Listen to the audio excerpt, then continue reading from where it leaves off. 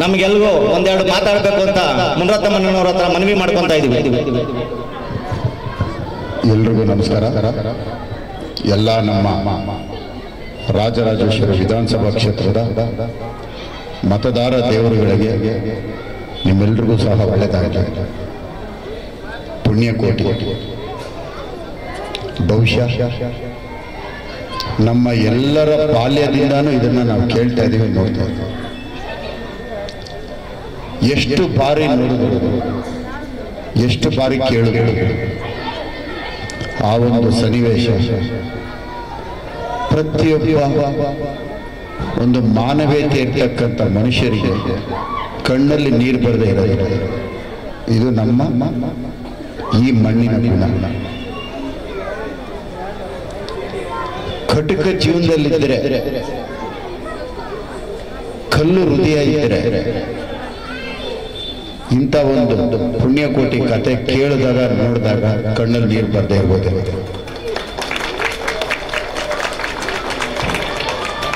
ಆ ತಾಯಿಯ ಮಮಕಾರ, ಆ ತಾಯಿಯ ಪ್ರೀತಿ, ಆ ಕರುಳು ಸಂಬಂಧನ ಕಡ್ಕೊಂಡು ಕೊಟ್ಟ ಮಾತಿಗೆ ತಪ್ಪೇನು ಅಂತ ಬರುತ್ತಲ್ಲ ವ್ಯಾಘ್ರದ ಮುಂದೆ, ಅದು ಈ ಮಣ್ಣಿನ ಗುಣ.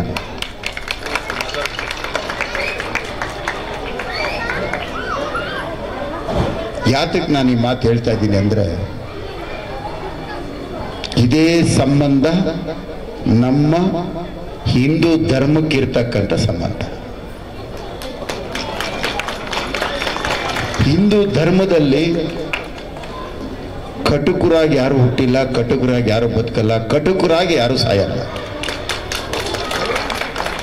ಹಿಂದೂ ಧರ್ಮ ಮಾನವೀಯತೆ ಇರ್ತಕ್ಕಂಥ, ಒಂದು ಮನುಷ್ಯತ್ವ ಇರ್ತಕ್ಕಂಥ,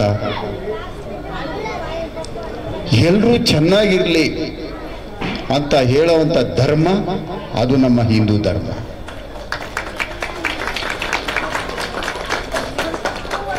ಎಷ್ಟೇ ಕ್ರೂರಿಗಳಿದ್ರು, ಎಷ್ಟೇ ವ್ಯಾಘ್ರಗಳಿದ್ರು ನಾವು ಜೊತೆಯಲ್ಲಿ ಬದುಕ್ತಾ ಇದ್ದೀವಿ, ಬದುಕ್ತಾನೆ ಇದ್ದೀವಿ. 26 ಜನ ಹೆಣ್ಣು ಮಕ್ಕಳ ಸಿಂಧೂರನ ಅಳಿಸಿದ್ರು ಸಹ ನಾವು ಜೊತೆಯಲ್ಲೇ ಬದುಕ್ತಾ ಇದ್ದೀವಿ. ಬೇರೆ ನಮಗೆ ದಾರಿ ಇಲ್ಲ, ವ್ಯಾಘ್ರಗಳ ಜೊತೆಯಲ್ಲಿ ಬದುಕ್ತಾ ಇದ್ದೀವಿ. ಇವತ್ತೇನು ಈ ಘಟನೆ ನೋಡಿದ್ರಿ, ಇದು ನಿಜವಾದ ಘಟನೆ. ಮೊನ್ನೆ ನಡೆದಿದೆ, ನಿಜವಾಗಲೂ ನಡೆದಿದೆ. ಆ ಮಗು ಎಲ್ಲಿ, ಈ ಪಾತ್ರ ಮಾಡಿದಂಥ ಮಗು ಕಣ್ಣು ಮುಂದೆ ಇವತ್ತು ಈ ಘಟನೆ ಕಾಣಿಸ್ತಾ ಇದೆ. ಇದೇ ಮೊನ್ನೆ ಆದಂತ ಭಯೋತ್ಪಾದಕರು ದಾಳಿ ಮಾಡಿ ಕೊಲೆ ಮಾಡಿದಂತಹ ನಮ್ಮ ಕ್ಷೇತ್ರದ JP ಪಾರ್ಕಿನ ನಿವಾಸಿ ಭರತ್ ಭೂಷಣ್, ನಮ್ಮ JP ಪಾರ್ಕಿನ ಭರತ್ ಭೂಷಣ್ ಅಷ್ಟೇ ಮಗು. ಇವತ್ತೇನಿಲ್ಲ, ಆ ಮಗು ಇವತ್ತೊಂದು ಪಾತ್ರ ಮಾಡಿದಂಥ ಮಗು, ಅಷ್ಟೇ ಮಗು. ಆ ತಾಯಿ ಪಾತ್ರ ಮಾಡಿದಂಥ ನಿಜವಾದ ಒಂದು ತಾಯಿ ಅಲ್ಲಿದ್ದಾರೆ. ಆ ತಾಯಿ ಮತ್ತೆ ತಂದೆ ಆ ಮಗು ನೀಡ್ಕೊಂಡು ಆ ತಂದೆ ಕೇಳ್ತಾರೆ, ನನಗೆ ಚಿಕ್ಕ ಮಗು ಇದೆ, ನನ್ನನ್ನು ಬಿಟ್ಟುಬಿಡಿ, ಕೊಲ್ಲಬೇಡಿ ಅಂತ ಕೇಳಿದ್ರೆ ಆ ಕಟುಕ ವ್ಯಾಘ್ರಕ್ಕಿಂತ ವ್ಯಾಘ್ರರು. ಇವತ್ತು ಆ ಒಂದು ಹುಲಿಯ ಕತೆ, ಒಂದು ಗೋವಿನ ಕತೆ ನಾವು ನೋಡಿದ್ದೇವೆ. ಆದರೆ ಅಲ್ಲಿರ್ತಕ್ಕಂಥ ಭಯೋತ್ಪಾದಕದ ಒಂದು ವ್ಯಾಘ್ರ ಆ ಮಗು ಎದುರಿನಲ್ಲೇ, ತಾಯಿ ಎದುರಿನಲ್ಲೇ ಆ ತಂದೆನ ಗುಂಡಿಕ್ಕಿ ಕೊಲ್ತಾನೆ.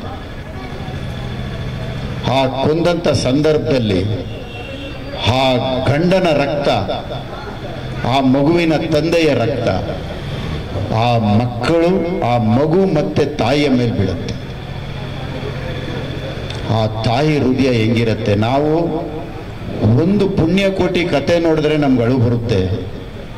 ಆ ತಾಯಿ ಮತ್ತೆ ಆ ಮಗು ಯಾವ ರೀತಿಯ ನೋವನ್ನು ಅನುಭವಿಸಿರ್ತಾರೆ. ಕಣ್ಣೆದುರುಗಡೆ ಗಂಡನ ಕಳ್ಕೊಂಡು, ಕಣ್ಣೆದುರುಗಡೆ ಗುಂಡಾರಿಸಿ, ಕಣ್ಣೆದುರುಗಡೆ ತಂದೆನ ಕಳ್ಕೊಂಡ್ರ ಕುಟುಂಬ.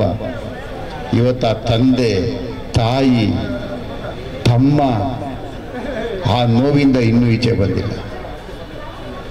ಈ ಪುಣ್ಯಕೋಟಿ ಕತೆಗೂ ಮೊನ್ನೆ ನಡೆದಂಥ ದಾಳಿಗೂ ಏನು ವ್ಯತ್ಯಾಸ ಇಲ್ಲ. ಆ ಪುಣ್ಯಕೋಟಿ ಆ ಹುಲಿ ಆದರೂ ಬಿಟ್ಟು ಹೋಯ್ತು. ಆದರೆ ಈ ವ್ಯಾಘ್ರರು ಕಾಲು ಹಿಡ್ಕೊಂಡ್ರು ಬಿಟ್ಟಿಲ್ಲ, ಕಣ್ಣೀರು ಹಾಕಿದ್ರು ಬಿಟ್ಟಿಲ್ಲ.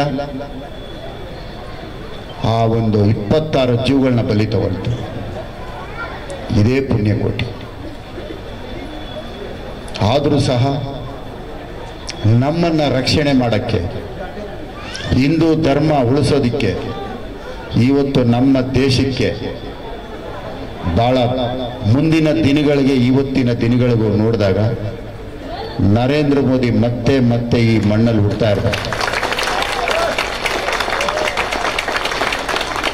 ಎಷ್ಟು ಸಾವುಗಳು ಸಂಭವಿಸಿದ್ರು, ಎಷ್ಟು ದಾಳಿಗಳು ನಡೆದ್ರು, ಎಷ್ಟು ಸೈನಿಕರು ಸತ್ರು, ಎಷ್ಟು ಹಿಂದೂ ಸತ್ರು, ಪಾಕಿಸ್ತಾನದೊಳಗಡೆ ಹೋಗಿ ನಾನು ಹಿಂದೂ ಧರ್ಮ ಸಿಂಧೂರ ಉಳಿಸ್ತೀನಿ ಅಂತ ಹೇಳ್ದಂತ ಪ್ರಧಾನಮಂತ್ರಿ ಸಿಕ್ಕಿರಲಿಲ್ಲ. 26 ಸಿಂಧೂರಗಳು ನಡೆಸಿದ್ದಕ್ಕೆ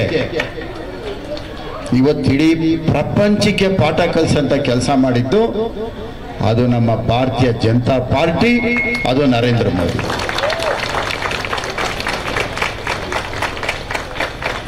ನಮ್ಮ ಧರ್ಮ ಎಷ್ಟು ದಿನ ಇರುತ್ತೋ ಗೊತ್ತಿಲ್ಲ, ಎಷ್ಟು ಅಳಿಸೋದಕ್ಕೆ ಪ್ರಯತ್ನ ಮಾಡ್ತಾರೋ ಗೊತ್ತಿಲ್ಲ. ಆದರೂ ಒಂದಂತೂ ಹೇಳ್ತೀನಿ, ಇರೋಷ್ಟು ದಿನ ನಮ್ಮ ಧರ್ಮನ ಉಳಿಸೋದಕ್ಕೆ ನಾವೆಲ್ಲರೂ ಜೊತೆಯಲ್ಲಿರೋಣ. ಎಲ್ರಿಗೂ ಒಳ್ಳೇದಾಗಲಿ. ಈ ಒಂದು ಕಾರ್ಯಕ್ರಮ ಮಾಡಿರ್ತಕ್ಕಂಥ ನಮ್ಮ ಕರುಮಾರಿಯಮ್ಮ ದೇವಸ್ಥಾನದ ಟ್ರಸ್ಟ್ನ ವತಿ ಎಲ್ಲರಿಗೂ ಸಹ ಗಂಗಮ್ಮ, ಕರಗ, ಧರ್ಮರಾಯ, ಈ ಒಂದು ಕರಗ ಮಹೋತ್ಸವಕ್ಕೆ ನಾವೆಲ್ಲರೂ ಸೇರಿದ್ದೀವಿ. ಇದು 97 ವರ್ಷ ಪೂರ್ಣ ಆಗಿದೆ. ಮುಂದಿನ 28ನೇ ವರ್ಷಕ್ಕೆ 100 ವರ್ಷ ತುಂಬುತ್ತೆ.